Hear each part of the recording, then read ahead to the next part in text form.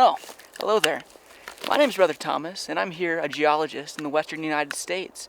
I'd like to show you a few tips that have helped me and will help you become the next best thing in geology. Come on. Like in this forest here, we see trees aplenty, dead branches on the ground, and many stumps that will allow us to find out what's going on at depth.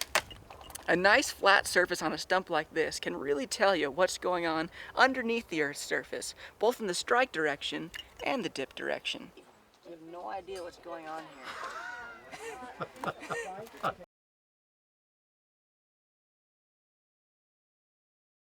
Physical wise, it's been pretty good. Emotionally, I'm strong, and I'm ready to go.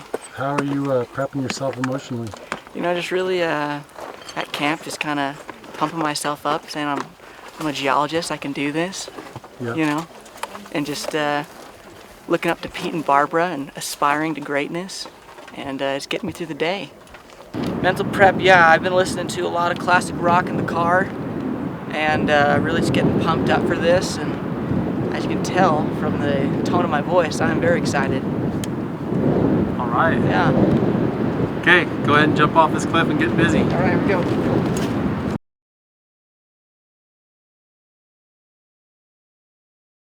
Let me tell you how I chose today's attire. It was a split-second decision in Walmart, last day off. I was thinking to myself, you know what? What could I do to help the people of my group? And I thought, I'm an Eagle Scout, and that has an aura of calmness about it when you know you're in the protection and the safety of someone with all those skills. So I thought if I could just get some attire that made it look like I was an Eagle Scout, it would help everybody out. So that's what I did. Got the green shorts, plaid shirt, even though Scouts is a plaid, but it was the closest I could get. And then this handkerchief here. It also serves as a sun blocker, which is nice because I get burned, my pearly white skin. And that's really how I chose it, just to help other people out.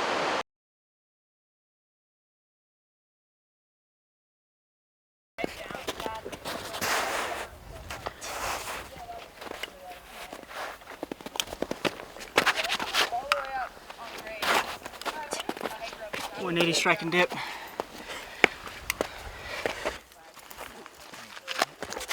Do 180 straight dip. It's going pretty well. We're just over here in Wyoming at Green River Lakes. As you can see, beautiful lake over here behind us.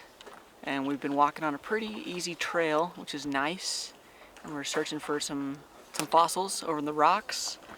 But I'm not so sure that's the right move. I'm fixing to take some strike and dip, and that way I can figure out what's really going on here.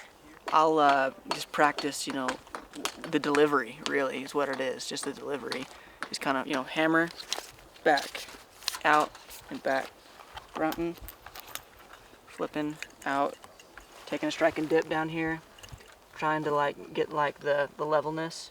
See, I've already got 3 readings. 52, 45, 67, just from like that. So I mean, if you can just get that down, then the rest just kind of falls into place. Yeah, hammer once, get ready, put it back. Hammer twice, get ready, put it back. Brunton, out once, check, it's not good, put it back, doesn't matter. Right, if it's good, you pull it out, get this little thingy out here, put it in the right side, and then you can just go to town and just start flipping it and figure out where the needle goes. You just get a bunch of readings like that. Yeah, and then you just holster it and you're good to go. Usually I just get someone to write down my strike and dips for me. Simon somewhere, he's usually who does it. I can't quite find him here. But I'll just have to keep it up here. There's no point in writing it down just because I can remember. So yeah, I'll just have to remember 59, 167, and 300, like I said just a minute ago, and we'll get Simon to write that down for me and maybe map it if I'm lucky. Hey Simon, I need you to write down a few numbers, like right here maybe. 37, 52, 272, and 360 right across the lake here.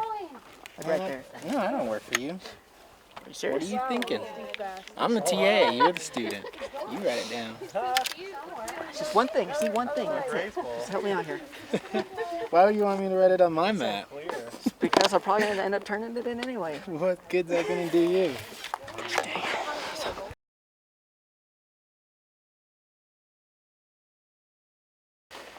So we're up at Lander Peak. I'm here with my comrades, and we're collectively disappointed. Pete was talking about how we have such a great view of the mountains and all the layers and the stratigraphy, but I think it couldn't be any worse, really. The view is not good. Sure, you can see some colors, but that's about it. The elevation's far too high. The rocks start acting a little bit different up here. We get so close to the atmosphere. Rhymed. And there's no trees anymore, which is what we were really looking at, is the tree rings. Rocks don't have rings. And it's just a lot harder to tell what's going on with those. So, I mean, maybe I'll probably just drop Pete a note maybe in his tent later today. Just kind of tell him I think we could have had a better day. But got to the summit. Not as cool as I thought it would be. I'm excited to get back down and do some more tree work. We could see the dips of the leaves as they were going down. The pine needles were all pointing north, moss only on the north side of the trees. And really just told us everything we needed to know, and I could, kind of put myself in the center of what's going on. So I'm really excited to get back down, and maybe I'll just have to drop Pete a note later and just kind of tell him how I feel about that. But that's what we got going. We got to deal with what we got, so yeah. So good to be back here in the woods where we can really start doing some geology about what's really going on in the Earth's surface.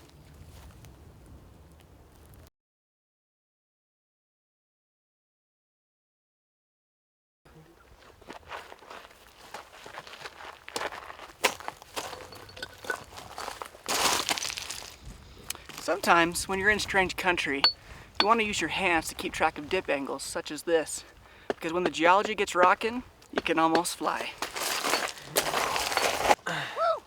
I don't know. We're in some interbedded, looks like some sort of dolostone.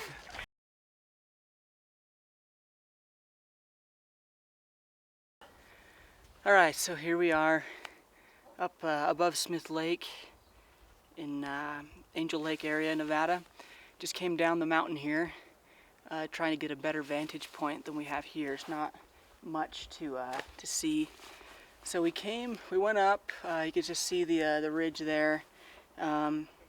Really, the best part about it was you had some trees at the top, which helped let us know what was going on. But then, really, as you were skiing down, you could really just feel like the grooves of the stuff underneath the bedrock, and that would kind of tell you which way things were going.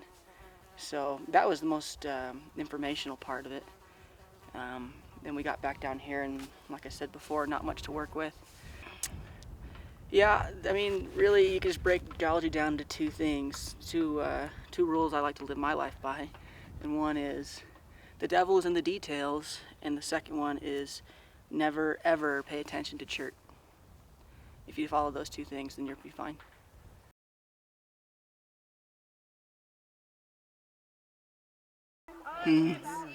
Interesting. Let's just check. Okay. That's not right. There